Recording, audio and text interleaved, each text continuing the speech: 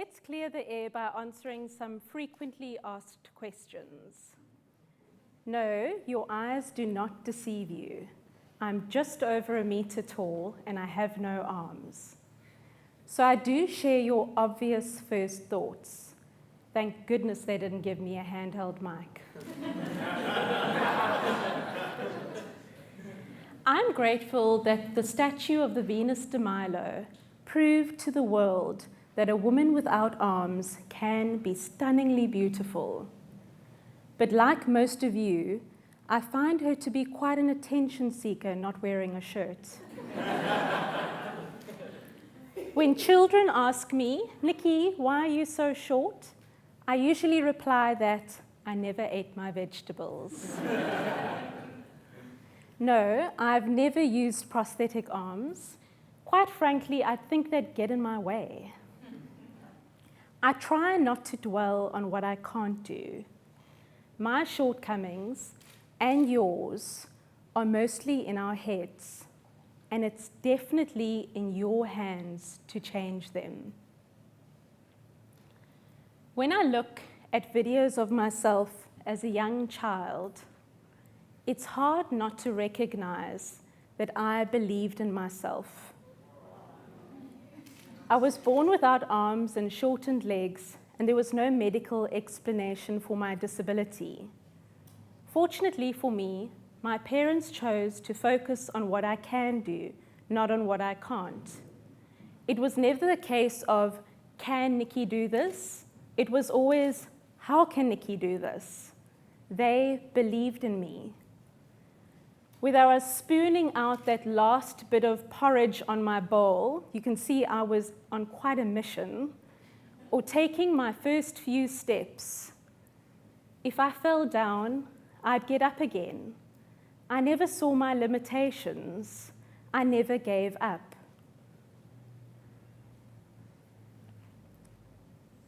I believed in myself. Don't you wish that you still had the flexibility of your youth? I do. I'm not going to do that on stage.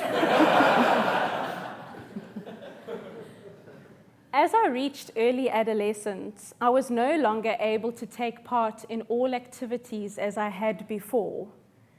My friends, they grew taller and stronger than me. I know, it comes back to eating those vegetables.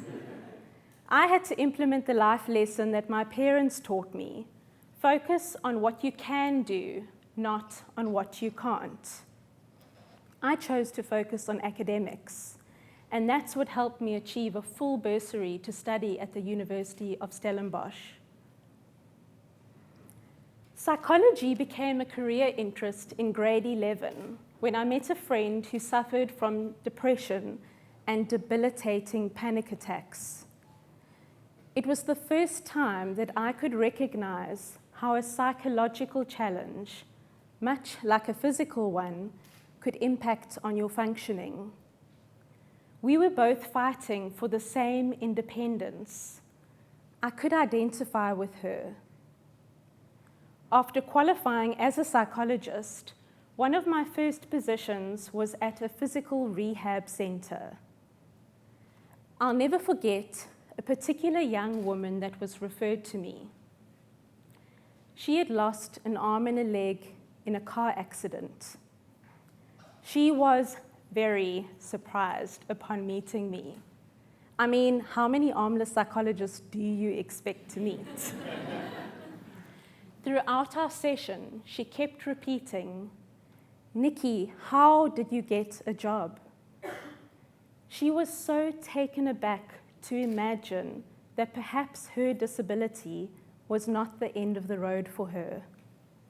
That moment solidified for me that I had chosen the right career. It also made me realize that I have a responsibility to share my story. I know that one of the greatest challenges for that young woman will be her mobility and independence. A universal truth is that it's often not our disability that limits us, but rather our social environment that disables us. Misperceptions about disability create barriers. That young woman will soon learn that a lack of accessible transport will hamper her ability to find employment. In South Africa, minibus taxis, our most popular mode of transport, often do not even stop for a person in a wheelchair. I always had a dream to drive, a dream to achieve the ultimate level of independence. I knew that it was possible. A woman in the UK was driving an adapted car, and she had a similar disability to mine. She always said that driving for the first time had felt like she'd been given a pair of wings. In 2001, when I was 22 years old, you can all do the maths, she donated her car to me. She was getting a new one. At that moment, I got my wings. Now, you can imagine the faces at the traffic department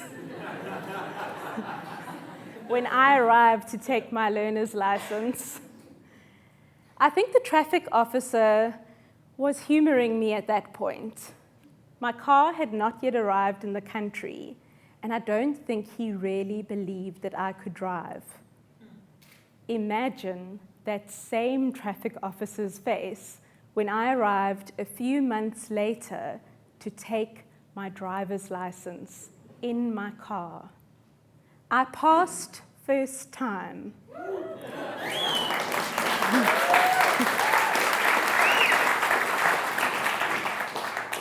I believed in myself. I know that seeing is believing, so I've brought along a video clip to show you how I drive my car.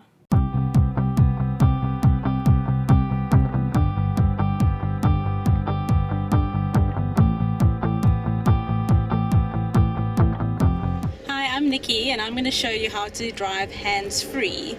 Safety first is my seatbelt.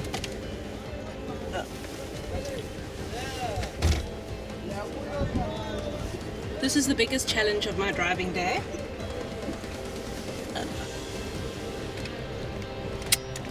There we go. And now we're going to start the car up. Okay. I'll have to open the windows.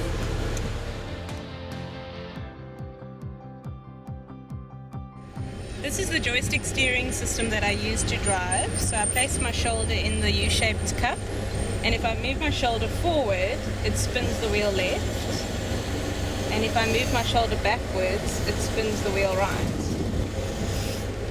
Okay, I'm driving an automatic car, so this is the accelerator pedal and this is the brake pedal. And positioned on the brake pedal are two electric switches, the one for the handbrake and the other one for the gear shift. So with my toe, if I press the brake in, I press the button to lift the handbrake up. And then I can also press the button to let the handbrake go down. And for the gear shift, it's also an electric switch. And with my toe, if I press the switch, it changes the gear from park to reverse to drive.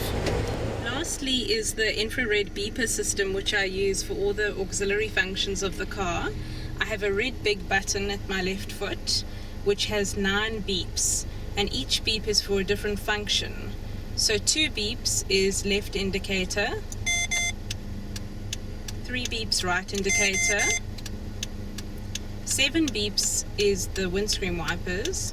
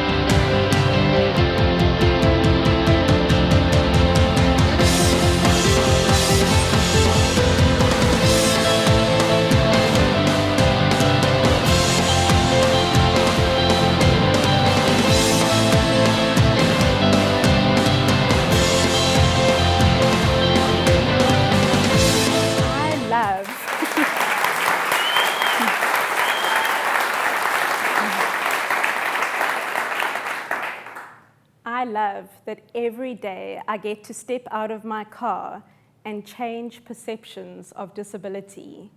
I don't mind the stairs. It is incredible that I can drive hands-free. The freedom that driving has given me motivated me to start a nonprofit organization which funds car adaptations for people with disabilities. To date, we've supported 3 projects, and we continue to inspire, enable, and motivate. As much as driving has given me the ultimate level of freedom, I know that it can be taken away at any moment. My car is now 18 years old, and it's not going to last forever. More importantly, is that the technology for me to drive is still not available in South Africa. How inspiring for me to meet a team at the Cape Peninsula University of Technology, a team that decided to combine their skills in industrial design and mechanical engineering to bring the technology locally. They believed in me.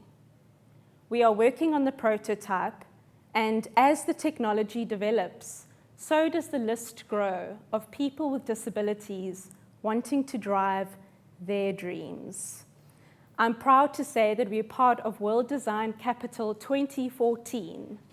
What better project than our Driving Dreams project to encapsulate the slogan, Live Design, Transform Life. How scary for me to realize that a major obstacle lies in the way of my continued independence. You may know that for any new technology globally to be approved, needs to go through certain standards and regulations. The problem is that in South Africa, legislation does not cover joystick steering. There are no standards or regulations. There's no box to tick when inspecting my future adapted car. I'm relying on the South African Bureau of Standards to change their perceptions of disability. I'm relying on them to recognize that I cannot lose my wings. I realize that until they meet me, until they go for a drive in my car, they might never fully understand. It's scary to imagine that one day I may have to rely on somebody else to drive me. It's scary to imagine that I have to show that video one day and perhaps introduce it as, this is how I used to drive. Something that I learned long before I ever stepped into that car.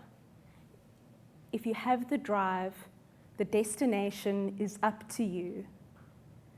Looking at those videos of me as a young child, I know that that little girl would never have given up. She saw no limitations. If she fell down, she'd get up again. She believed in herself. I will advocate for change to legislation to continue my independence and to pave the way for other people with disabilities wanting to drive their dreams. Sometimes we need to look at the child inside of us, the child who saw boundless possibilities. I'm going to focus on what I can do, not on what I can't. I can drive. Sometimes we need to have the courage to risk it all, to let go of the handlebars, stop holding on too tight, and proudly proclaim, look, Mom, no hands.